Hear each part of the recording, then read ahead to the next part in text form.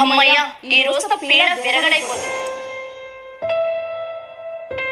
ఏమంటే వచ్చేసారా? రండి కూర్చొని వడ్డిస్తా. తీసుకోండి.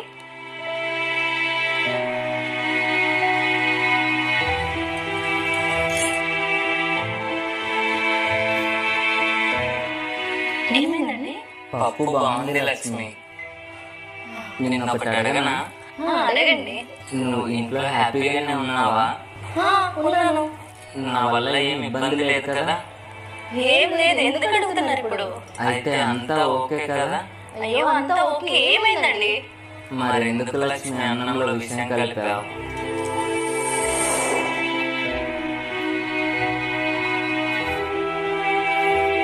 అమ్మయ్య, ఈ రోజుతో పీడ విరగడైపోతుంది. డబ్బు కోసం అని ఆ ఎర్ర వక్రుడికి నన్ను ఇచ్చి నా జీవితం నాశనం చేశారు.